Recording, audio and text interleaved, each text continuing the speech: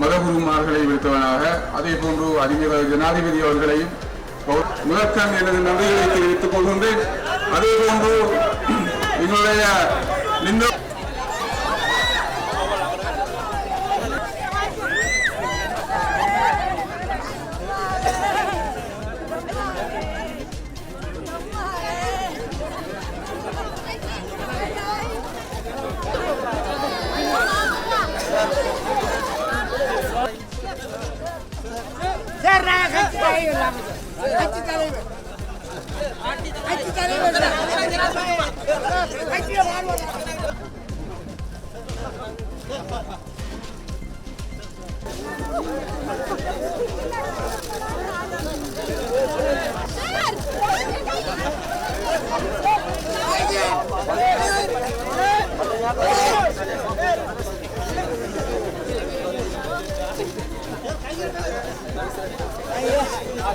இந்த விழாவின் கதாநாயகன் இப்பொழுது இந்த இடத்திலே வருகை தந்திருக்கின்றார். அவர்களை நாங்கள் உளம் கனிந்த வரவேற்பினை அவர்களுக்கு செலுத்துவோம். அவரை வரவேற்பதற்காக கிழக்கு மாகாண ஆளுநர் அவர்களும் அதேபோன்று தலைவர பிரதேச அபிவிருத்தி குழு தலைவரும் அரசியலமைப்பு உறுப்பினருமாகிய பாராளுமன்ற உறுப்பினர் கௌரவ ஆதம் பாபாசர் அவர்களையும் அதேபோன்று கிராமிய அபிவிருத்தி பிரதி கடந்த ஜனாதிபதி தேர்தலிலே என்னுடைய ஜனாதிபதி அவர்கள் இந்த பிரதேசத்திற்கு சமூகம் தந்து அவர்கள் மக்களுக்கு பல வாக்குறுதிகளை வழங்கினார்கள். அந்த சந்தர்ப்பத்திலே இந்த பிரதேசத்திலே இருந்த மக்கள் கேட்டுக்கொண்டார்கள், இந்த ஒரு மண்ணிலே மிக பிரமாண்டமான ஒரு கலாச்சார மண்டபம் இருக்கிறது, அதனை நீங்கள் எங்களுக்கு செய்து தர வேண்டும், எங்களுக்கு அபிவிருத்தி செய்து தர வேண்டும் என்று கேட்டுக்கொண்டார்கள். அதனை நாங்கள் காதலிலே போட்டுக் கொண்டோம். நிச்சயமாக ஜனாதிபதி அவர்கள் ஜனாதிபதியான பிற்பாடுதலை உங்களுக்கு செய்து தருவார்கள், இந்த மண் பெருமைப்படும் என்று நாங்கள் அவ்வாறு கூறினோம், பேசினோம். அந்த அடிப்படையிலே இந்த நாட்டினுடைய தலைமை இந்த மண்ணுக்கு இந்த கலாச்சார மண்டபத்தை ஆரம்பித்து வைப்பதற்கு சம்பந்தம் இருப்பது என்பது மிகவும் நாங்கள் சந்தோஷமடைகின்றோம். இந்த மண் மாத்திரமல்ல, முழு அம்பாறை மாவட்டமும் சந்தர்ப்பத்திலே சந்தோஷம் அடைகின்றது. எங்களுக்கு தெரியும் ஒரு வரலாற்று உண்மை, எந்த ஒரு ஜனாதிபதியும் இவ்வாறான நிகழ்வுகளுக்கு சமூகம் தந்து மக்களுடைய எதிர்பார்ப்புகளை நிறைவேற்றுவதற்கு சமூகம் தந்து என்பதை நாங்கள் இந்த சந்தர்ப்பத்திலே கூறிக்கொள்ள விரும்புகின்றோம். எங்களுக்கு தெரியும் இந்த நாட்டிலே நல்லெண்ணம் இருக்கவில்லை, போதைப் பொருள் அங்குமிகமாக தலைவிரித்தாடியது. எங்களுடைய ஆட்சியாளர்களாக இருந்தவர்கள் இந்த நாட்டினுடைய பணத்தை நிதியை கொள்ளையடித்தார்கள், ஊழல் மோசடி செய்தார்கள். ஆகவே அவற்றை எல்லாம் சீர் செய்து கொண்டு இந்த ஜனாதிபதி அவர்கள் இந்த அரசாங்கம் ஆட்சிக்கு வந்த பிற்பாடு ஒரு வருடங்கள் 6 மாதங்கள் கடந்து பயணிக்கின்ற போது இந்த நாட்டினுடைய பொருளாதாரம் குறிப்பிடத்தக்க அளவு வளர்ச்சி அடைந்திருப்பதை நாங்கள் பார்க்கக்கூடியதாக இருக்கிறது. நல்லெண்ணம் ஏற்பட்டிருக்கிறது. போதைப் பொருளுடைய பயன்பாடை கட்டி காத்து அதனை நாங்கள் இல்லாமல் செய்வதற்கான ஏற்பாடுகளை செய்து வருகின்ற தருணம். அது மாத்திரமல்ல, பொருளாதாரத்தை மேம்படுத்தி இருக்கின்ற தருணம். சபாවේ மந்திரி ඉස්තිකාර් ඒ වගේම සම්සුන් අලි මෙතුමාට දැනගතුමාට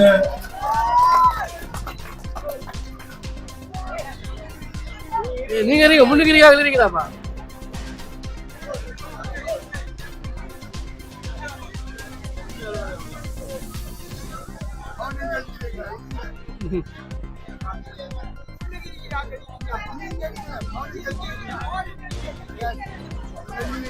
நன்றி. முழுக்கிருப்பவர்கள் அமர்ந்திருந்து பார்த்துக் கொள்கிறேன். உங்களுடைய அன்பார்ந்த அவர் கரகோஷங்கள் மூலம் அவர்களுக்கு நன்றிகளையும் வாழ்த்துக்களையும் கூறிக் கொள்ளுங்கள். இந்த பொன்னான நேரத்திலே அடுத்ததாக நாங்கள் உரையாற்ற அழைப்பது இந்த கதாநாயகன் மக்கள் தலைவர் நாட்டினுடைய ஜனாதிபதி அங்கிருந்து அனுபவமான சாணக் அவர்களை இந்த மேடையில் உரையாற்றுமாறு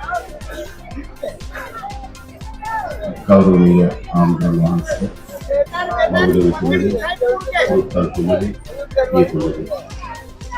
व्यवस्था सहभागी अपने आंध्र कुमार अपने नियोजक मात्र वसंत कुमार अपने आदम बाबू कुमार अनुकूल पक्ष नियोजन के सहभागी मंत्रीवरुण अपने दिशा तत्व कुलू जिलाधारी महत्व अपने सिरिध नाम मुनगेही मुदलती मुखपत्र வணக்கத்துக்குரிய மத தலைவர்களே, வணக்கத்துக்குரிய மக்கள் தலைவர்களே, கிழக்கு மாகாண ஆளுநர்களே, மும்பாறை மாவட்டத்தின் பாராளுமன்ற உறுப்பினர் பிரதி அமைச்சர் வசந்த பேரிஸ் அவர்களே, விதமணியின் பாராளுமன்ற உறுப்பினர் ஆதமாவா அவர்களே, ஏனைய பாராளுமன்ற உறுப்பினர்களே, அரசாங்க அதிபரே, ஏனைய பிரதிநிதிகளே, பொதுமக்களே, உங்களை அனைவரையும் சந்திப்பதில் நான் மகிழ்ச்சி அடைகின்றேன். මම සිංහල භාෂාවෙන් කතා කරා. ඉතා අපූර්වට දෙමළ භාෂාවට පරිවර්තනය කරනවා. මේ නැගෙනහිර පළාතට ආපු හැම දවසකම මේ පරිවර්තනය කරන අපේ මේ මුතුලා. என்னுடைய நாட்டின் ஜனாதிபதி அவர்கள் கிழக்கு மாகாணத்தில் இருக்கின்ற எல்லா சந்தர்ப்பங்களிலும் நான் மொழிபெயர்த்திருக்கின்றேன். அதனை நல்ல முறையில் செய்ததாக நினைவுபடுத்தினார். විශේෂයෙන්ම අපි දන්නා මේ රටේ ජනතාවගේ කියනවා අලුත් ආණ්ඩුවක් ඇතුළු. ඒ ආණ්ඩුවේ සිංහල දෙමළ මුස්ලිම් මොනවාද ජනතාව සියලු පළාත්වල ජනතාවගේ සහාය ලැබුණා.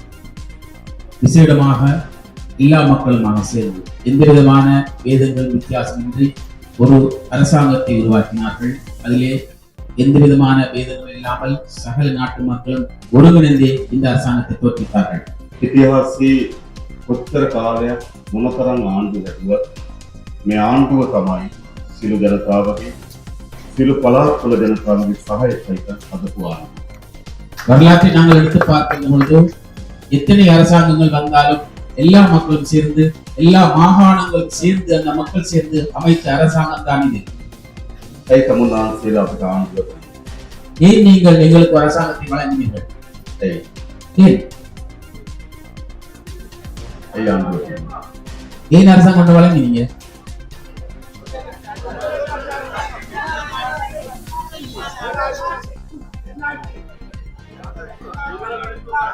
நல்லாச்சு.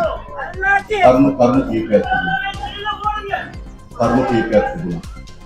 பல விடயங்கள் காரணம் இருந்தன. එකක් තමයි දිගු කාලයක් අපේ රටේ ආණ්ඩු දේශපාලනය සිංහල දෙමළ මුස්ලිම් ජනයා අතර ගැටුම අවිශ්වාසය වර්ධනය කරමින් ජාතිවාදී දේශපාලනය பல்வேறுபட்ட காரணங்கள் இருக்கின்றன. அதை நாங்கள் பார்க்கின்ற பொழுதும் கடந்த அரசாங்கங்கள் ஆட்சி அமைக்கின்ற பொழுதும் அவர்கள் மக்களது மனங்களிலே இனவாதத்தினை வளர்த்து அதன் மூலமாக அரசாங்கங்களை அமைத்தார்கள். අනේ ජාතිවාදී දේශපාලන ආණ්ඩුවට ලබා දීපු ජනවලට කියනවා. அந்த இனவாத அரசியலை தோற்கடித்ததன் மூலமாக எங்களுடைய இந்த அரசாங்கத்தை மக்கள் தோற்கடித்தார்கள். ජාතික සමගිය ගොඩනැගීම ජනවලට කියනවා. தேசிய ஐக்கியத்தை உருவாக்குகின்ற மக்களுடைய வரம் எங்களுக்கு கிடைத்திருக்கின்றது. ඉතින් අපි අපේ රටේ යලි ජාතිවාදී දේශපාලනයට දෙන්නේ. ஆகையினால் நாங்கள் இனிவரும் காலங்களிலே இனவாத அரசியலுக்கு இந்த நாட்டிலே இடம் தரப் போவதில்லை. සිංහල දෙමළ මුස්ලිම් බර්ගමැලි අපි හැම දෙනාම මේ රටේ එකට ඉන්න ජනතාව බවට පත් කරනවා. சிங்கள தமிழ் முஸ்லிம் பர்கர் அனைத்து மத மக்களும் ஒன்றாக வாழுகின்ற விதத்தை தான் நாங்கள் செய்ய போகின்றோம். මම දන්නා ජනතාව සමාජවල බියෙන් විදිය. ஒரு சில சந்தர்ப்பங்களிலே மக்கள் அச்சத்தோடு வாழ்ந்தார்கள் என்று எனக்கு தெரியும். විවිධ ගැටුම් තිබුණා. பல்வேறுபட்ட பிணக்குகள் காணப்பட்டன. නමුත් අපේ ආණ්ඩුවෙන් අවුරුදු 5මාරක් ගත වෙලා තිබෙනවා. இருந்தாலும் எங்களுடைய அரசாங்கத்துக்கு தற்போது 1.5 வருடங்கள் ஆகியிருக்கின்றன. කිසිදු බියකින් තොරව எந்த விதமான அச்சமுமின்றி ජාතිවාදී ගැටුම්කින් තොරව இனவாத போராட்டங்களில் துணைகள் இல்லாமல் නිදහස්ව சுதந்திரமாக හැම කුරුවැසියටම කටයුතු කරන්න අවස්ථාවක් හදලා දීලා තියෙනවා. எல்லா பிரஜைகளுக்கும் தங்களுடைய செயற்பாடுகளை செய்வதற்காக ஏற்பாடுகளை நாங்கள் செய்திருக்கின்றோம். කොහොමද ගැටුමක් ඇති වුණාද? எங்கேயாவது பிணக்கள் உண்டானிச்சா? බයෙන් ඉඳුණාද? பயத்தோடு இருந்தீங்களா? ඒ දේශපාලනය කරා. அந்த அரசியல் முடிந்திருக்கிறது. අන්න ඒ වෙනුවෙන් තමුන්නාන්සේලාට ආණ්ඩුවක් තියෙනවා. அதற்காகத்தான் நீங்கள் எங்களுக்கு அரசாங்கத்தை வழங்கினீர்கள். දෙවනි කරුණ මම හිතනවා இரண்டாவது காரணம் நான் நினைக்கின்ற அளவிலே අපේ වංචා දූෂණ නාස්ති නතර කිරීම සඳහා තමුන්නාන්සේලාට ජනබලයක්. எங்களுடைய நாட்டிலே லஞ்சம், ஊழல், வீழ்திரை ஆகியவற்றை போக்குவதற்காக நீங்கள் எங்களுக்கு வரத்தை வழங்கினீர்கள். අපි මුළුමනින්ම දේශපාලන අධිකාරිය හොරකම ඉවත් කරලා තියෙනවා. நாங்கள் முதலாவதாக அரசியல் கொள்ளைகளை களவுகளை நிறுத்தி இருக்கின்றோம். කරන්න දෙයක් නැතුව ඒගොල්ලෝ පුරුදු චෝදනා එල්ල කරනවා. அவர்களுக்கு ஒன்றுமே செய்ய முடியாதவாறு பல்வேறுபட்ட பொய்களை கூறுகின்றார்கள். வழங்குகின்றேன். මම நான் මගේ අමාත්‍ය මණ්ඩලය என்னுடைய அமைச்சரவை, මගේ മന്ത്രിවරු என்னுடைய பாராளுமன்ற உறுப்பினர்கள் කිසිවෙක් මහජනයාගේ මුදල් සත්‍යයක් හොරකම් කරන්නේ නැහැ නාස්ති කරන්න බව. யாரும் பொதுமக்களுடைய பணத்திலே ஒரு சதம் கூட களவெடுக்க மாட்டார்கள், விடுதலை செய்ய மாட்டார்கள். එහෙම කරන කෙනෙක් හිටියොත් அவ்வாறு ஒரு இருந்தால் ආණ්ඩුවේ ඉන්නත් බැරි බව මට කියනවා. அரசாங்கத்திலே இருக்க முடியாது என்பதையும் ஞாபகம் கொள்ளுங்கள். අන්නේම ආණ්ඩුවක් ජනතාවට. அவ்வாறு அரசாங்கம் தான் இந்த நாட்டு மக்களுக்கு தேவைப்பட்டது.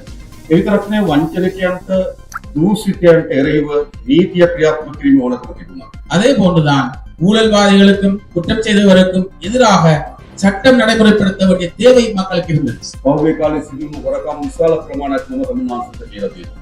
கடந்த காலங்களில் ஏற்பட்ட களவு நிறைய உங்களுக்கு நான் சொல்லி இருக்கின்றேன். දැන් අපට බලය තිබෙනවා. இப்பொழுது எங்களுக்கு அதிகாரம் இருக்கின்றது. ඒ හොරකම් කරපු අයට විරුද්ධව නීතිය ක්‍රියාත්මක කරන්න ඕන. அந்த களவு செய்ததற்கு எதிராக சட்ட நடவடிக்கை எடுக்க வேண்டி ஏற்பட்டது. පරීක්ෂණ විශාල ප්‍රමාණයක් සිදු වෙ තිබෙනවා. இதற்காக பல்வேறுபட்ட பரிசீலனை நடைபெறுகின்றன. දූෂිතයන් විශාල ප්‍රමාණයක් විරුද්ධව නඩු පවරලා තිබෙනවා. ஊழல்வாதிகள் ஏராளமானோருக்கு எதிராக வழக்கு தாக்கல் செய்யப்பட்டிருக்கின்றன. අධිකරණ ඉතා සාධාරණයෙන්ම නඩු විමසා තීන්දුවක් ලබා දෙවි කියලා අපි හිතනවා. நீதிமன்றமானது இதனை நியாயமாக விசாரித்து தீர்ப்பு வழங்கும் என்று நாங்கள் எதிர்பார்க்கும் நம்பிக்கை இருக்கின்றது. ඒ නිසා මේ දූෂිතයට දඬුවම් දීම අපිට දීපු ජනවරම තිබුණා. ඒ අපි කරනවා. ஆகையினால் இந்த ஊழல்வாதிகளுக்கு தண்டனை வழங்குவதற்கு நீங்கள் எங்களுக்காக எனக்கு அதிகாரத்தை வழங்குகிறீர்கள், அது நடைபெறும் என்று நான் நினைக்கின்றேன். ඊළඟ නීතිය සාධාරණ යුතු තිබෙනවා. அதற்கு அடுத்ததாக நாங்கள் பார்க்கின்ற பொழுது சட்டமானது நியாயமான முறையில் நடைமுறைப்படுத்தப்படுகின்றது. අපේ රටේ නීතිය තිබුණේ කොහොමද? எங்களுடைய நாட்டிலே சட்டம் எவ்வாறு இருந்தது? උදායට නීතිය ක්‍රියාත්මක වෙන්නේ නැහැ. மேலுள்ளவர்களுக்கு சட்டம் அவர்களுக்கு நடைமுறைப்படுத்தப்படவில்லை. යකායට විතරක් නීතිය ක්‍රියාත්මක කරනවා. கீழுள்ளவருக்கு மாத்திரம்தான் சட்டம் நடைமுறைப்படுத்தப்பட்டது. ධනෙ තිබුණා නම්, அவர்களுக்கு செல்வம் இருந்தால், බලය තිබුණා නම් அதிகாரம் இருந்தால் නීතියට යටත් නැහැ. அவர்கள் சட்டத்துக்கு கீழ்ப்படிய மாட்டார்கள். ඉපත් නම්, ஏழையாக இருந்தால், බලය නැත්නම් அவருக்கு அதிகாரம் இல்லாவிட்டால் නීතියට යටත් වෙලා තිබුණා. அவர்கள் சட்டத்துக்கு கீழ்ப்பட்டார்கள். එහෙම රටක් අපේ රටේ තිබුණා. அவ்வாறு நாடுதான் எங்கள் நாடாக இருந்தது. අපි හදනවා මේ රටක්. நாங்கள் இந்த நாட்டை கட்டியெழுப்புகின்றோம். නීතිය ශක්තිමත් තිබෙන රටක්. சட்டத்தை ஒரு பலமுள்ளதாக ஆக்கிற நாடை கட்டியெழுப்புகிறோம். ධනෙ තියනවද? சொத்து இருக்கின்றதா? බලය තියනවද? அதிகாரம் இருக்கின்றதா? දුප්පත්ද ஏழையா? බලය නැද්ද? அதிகாரம் இல்லையா? දෙයිදකින් හැම කෙනාට නීතිය සාධාරණ කරනවා. எந்த விதமான வித்தியாசம் இல்லை, எல்லோருக்கும் சட்டத்தை நாங்கள் நியாயமாக செய்கின்றோம். එහෙම වුණත් කොහොමද? அப்படி தேவையில்லையா உங்களுக்கு? ඕන නැද්ද? தேவையில்லையா? வேணும். හිටපු ජනාධිපතිවරු අල්ලස් පුලිසියට ගෙනල්ලා තිබෙනවා. முன்னாள் ஜனாதிபதிகளை நாங்கள் லஞ்ச ஊழல் ஆணைக்குழுக்கு முன்னால் கொண்டு வந்திருக்கின்றோம். හිටපු ජනාධිපතිවරු අධිකරණයට අවිල්ලා තිබෙනවා. முன்னாள் ஜனாதிபதிகள் சட்டத்தை முன்கொண்டு வரப்பட்டிருக்கிறார்கள். ஒருபோதும் இலங்கையில் நடக்கவில்லை. අපේ ආණ්ඩුවේ කරනවා. நாங்கள் எங்களுடைய அரசாங்கத்துக்கு எதிர்த்து செய்கிறோம். හැම කෙනාම නීතියට යටත්. எல்லோரும் சட்டத்திற்கு கீழ்ப்பட்டவர்கள். කිසිවෙක් නීතියට උඩින් ඉන්න බෑ. யாரும் சட்டத்துக்கு மேலே இருக்க முடியாது. ඒ මොන තමයි මේ රට හදන්නේ. அவ்வாறாக இருந்தால் மாத்திரம்தான் எங்கள் நாட்டை கட்டியிருக்க முடியும். කරුණාසලතර දිනු රටවල වල තියෙන ප්‍රධාන රහස මොකක්ද? உங்களுக்கு தெரியுமா, வளர்ச்சியடைந்த நாடுகளில் இருக்கின்ற மிக முக்கியமான ரகசியம் என்னவென்று? නීතිය හැම කෙනාටම සමානයි. சட்டமானது எல்லோருக்கும் சமம். අපේ රට හදන්න නම් ඒක ඕන. எங்களது நாட்டை கட்டியிருப்பது அது கட்டாயமாக வேண்டும். හැබැයි නීතිය ක්‍රියාත්මක කට්ටිය කලබල වෙනවා. ஆனால் சட்டத்தை நிலைநிறுத்துகின்ற பொழுதோ ஆட்கள் குழப்பம் அடைகின்றார்கள். දකින්න නේද මේ දවස්? இதை காண்றீங்க நினைப்பேன். දකින්නවද? காண்றீங்க? ඒ කලබල වලට අපි ආපසු හරවන්නේ අපිට තියෙනවා. அந்த அவர்கள் குழப்பம் அடைவதற்கு நாங்கள் எடுத்த முடிவை ஒருபோதும் பின்வாக்கிக் கொள்ள மாட்டோம். බස් වලින් සෙනගගෙනලා පාරේ කෑ ගැහුවා කියලා නීතිය ආපහු හරවන්නේ. பஸ்ல கொண்டு வந்து ஆட்கள் கொண்டு வந்து போட்டு ரோட்ல அவர்கள் ஆர்ப்பாட்டம் செய்தாலும் நாங்கள் சட்டத்தை மாற்ற மாட்டோம். මේ නීති ස්ථාපිත මම කරන්න සම්බන්ධ කරන්න කෙනෙක් නැතුවක් මම. இந்த சட்டத்தை நான் செய்யாவிட்டால் ஒருவர் செய்வதற்கு இல்லை என்பதை எனக்கு தெரியும். ඒක අපි කරනවා. அது எங்களுக்கு தெரியும். අපි දේශපාලකයන්ගේ විශාල වරප්‍රසාද අපි අහිමි කරලා තියෙනවා. அரசியல்வாதிகளுக்கு மிக அதிக அளவிலான வரப்பிரசாதங்கள் நாங்கள் இல்லாம ஆக்கியிருக்கிறோம். මන්ත්‍රීවරයෙක් අවුරුදු 5ක් විතර විශ්‍රාමයට පත් වෙනවා. ஒரு பாராளுமன்ற உறுப்பினர் 5 வருடம் இருந்தால் அவருக்கு ஓய்வூதியம் ஒன்று இருந்தது. අවුරුදු 5 ඉන්නවා. 5 வருடம் தான் இருக்கும். ගොඩක් කට්ටිය මේ විශ්‍රාමයට දෙහිමිකම් කියනවා. நிறைய அரசியல்வாதிகள் இந்த ஓய்வூதிய உரிமை கோரினார்கள். ජනතාව කිව්ව එක වැරදි කියලා. பொதுமக்கள் கூறினார்கள் அது பிள்ளைகள். පාර්ලිමේන්තුව අවුරුදු 5ක් විතර විශ්‍රාමයට කළා. சாதாரண பாராளுமன்றத்தில் இருந்தால் 5 வருடம் இருந்தால் அவருக்கு ஓய்வூதியம் பெறுகின்றது. இது நியாயமில்லை. අපි ඒක අයින් කරන්න තීරණයක් ගත්තා. நாங்கள் அதனை மாற்றுவதற்கு இல்லாதொழிப்பதற்கான முடிவு எடுத்தோம். ඒක කට්ටිය කිව්ව අයින් කරොත් සියදිවි හානි කරගන්නවා. நாங்கள் தற்கொலை செய்து கொள்வோம் என்று கூறினார்கள். අයින් කරනට විරුද්ධ නඩු යනවා කියලා. அதற்கு எதிராக வழக்கு தாக்கல் செய்வோம் என்று கூறினார்கள். හැබැයි අපි ඒවට යටත් වෙන්නේ.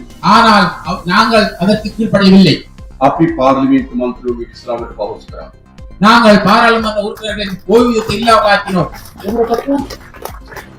அது எங்களுக்கு தேவைப்படுது.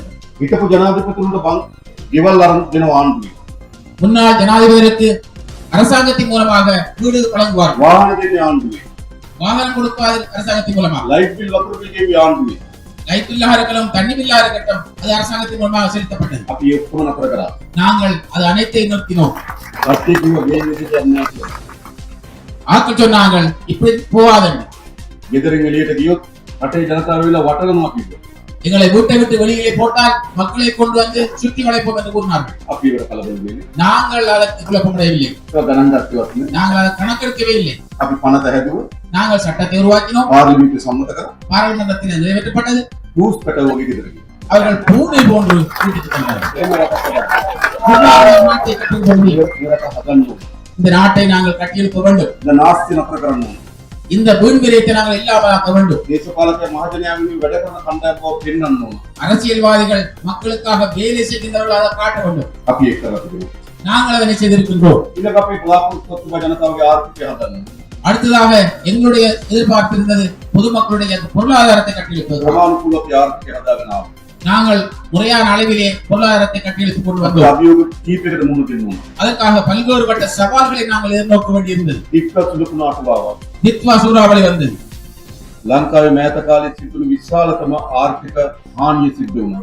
இலங்கையிலே வரலாற்றில் எடுத்து பார்க்க போனால் மிகவும் மோசமான தாக்கம் இழப்பு அதன் மூலமாக ஏற்பட்டது. සුනාමියටත් වඩා වැඩි ආර්ථික හානිය. சுனாமியை விட அதிகமாக பொருளாதார இழப்பு ஏற்பட்டது. අපි තීරණය කරා යලි මේ දික්කවලට මුහුණ දීලා ගොඩ ගන්න ඕන කියලා කල්පනා කරා. நாங்கள் யோசித்தோம், இந்த தித்வாவுக்கு நாங்கள் முகம் கொடுத்து மீண்டும் இதனை கட்டியெழுப்ப வேண்டும் என்று யோசித்தோம். ඒ අනුව අපි නිවාසවලට අර්ධහානියක් කියලා කියලා ලක්ෂ 5ක් දෙන්න තීරණය කරා. நாங்கள் அதுக்காக வீடு ஒன்று அரை அளவில் சேதமாயிருந்தால் அதுக்கு 5 லட்சம் கொடுத்தோம். පූර්ණ හානියක් වෙලා තියෙන ගයක් හදන්න ලක්ෂ 50ක් දෙනවා. அது முற்றுமுழுதாக அந்த வீடுகள் இல்லாத கொடுக்கப்பட்டிருந்தால் அதற்காக நாங்கள் வீட்டை கட்டிக் கொள்வதற்காக 50 லட்சம் வழங்கினோம். දික්කවලට ආසන්න වශයෙන් ගෙවල් 20000ක් පූර්ණ වශයෙන් හානි වෙලා තියෙනවා. தித்வாவை நாங்கள் எடுத்து பார்க்கின்ற பொழுது அதில் பாதிக்கப்பட்டதாக கிட்டத்தட்ட அண்ணாவாக 20000 வீடுகள் பாதிக்கப்பட்டிருந்தன. ඒගොල්ලන්ට අපි ලක්ෂ 50 ගාණක් දෙනවා. அவர்களுக்கு நாங்கள் 50 லட்சம் மூலமாக வழங்குகின்றோம். ගෙවල් ලක්ෂයකට වඩා වැඩි ප්‍රමාණයක් අර්ධහානි වෙලා තියෙනවා. 1 லட்சத்துக்கும் அதிகமான வீடுகள் இதன் மூலமாக அரைவாசியாக பாதிக்கப்பட்டது. ඒකට අපි ලක්ෂ 5 ගාණක් දෙනවා. அதற்காக நாங்கள் 5 லட்சம் வழங்குகின்றோம். උඹ විශාල ප්‍රමාණයක් යට වුණා. காணிகள் நிச்சயம் செய்கை பண்ணப்பட்ட காணிகள் அதிகளவாக அது ඉස්සර දුන්නේ අක්කරයකට රුපියල් 16000යි. அதற்காக ஒரு ஏக்கருக்கு முன்னர் வழங்கப்பட்டது 16000 மாத்திரம்தான். අපි තීරණය කරා අක්කරයකට රුපියල් 60000ක් දෙන්න. நாங்கள் කර්මාන්තය පටන් ගන්න ඕන.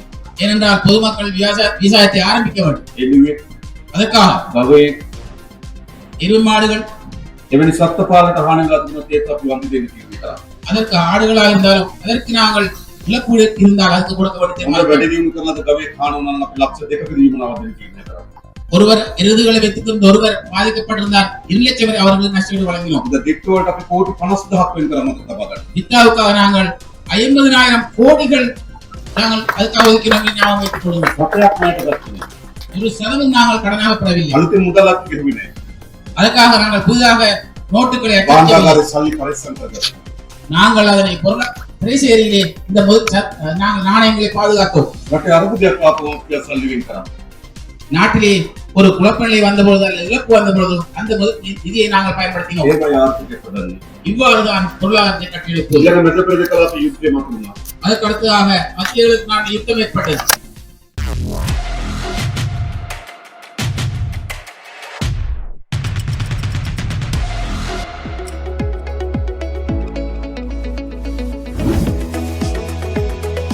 உங்கள் ஸ்டைலுக்கு நேரம் சேர்க்கும் சரியான இடம் டைம் டெல்லர். நீங்க வாட்ச் பிசினஸ் செய்யறவங்களா இல்லாட்டி செய்ய பாக்குறவங்களா, உங்களுக்கு நாங்க பெஸ்ட் விலையில பெஸ்ட் வாரண்டியோட பெஸ்ட் ஐட்டங்கள்ல நிறைய மோர் தென் வெரைட்டிஸோட தரத்துக்கு நாங்க ரெடி ஆகிறோம். எங்கள்கிட்ட எல்லா ஐட்டமும் வாரண்டியோடையும் வரும், நல்ல ஐட்டமும் மீக்குது, அதே மாதிரி லோ பிரைஸ்லயும் மீக்குது. ரிட்டைல் எடுக்கணுமெண்டா ஒர்க்கிங் கஸ்டமரா ஈனிங்கண்டா வந்து நீங்க வாங்க, நாங்க ஹோல்சேல் விலைக்கு உங்களுக்கு ரிட்டைல் தருவோம். எங்களோட கடை இருக்குது பேட்டால 2nd கோ ஸ்ட்ரீட் நம்பர் 54 மார்க்கெட்ல சரியா கந்தரோட்டைக்கு சரியா ஆப்போசிட்ல இருக்குது. கடைக்கு நீங்க சாமான் எடுக்கானி பரவாயில்ல, சும்மா விசிட் பண்ணி பாருங்க. என்னோட கான்டாக்ட் நம்பர் 07687824824. செய்திகளை உடனுக்குடன் தெரிந்து கொள்ள உடனே சப்ஸ்கிரைப் பண்ணுங்க.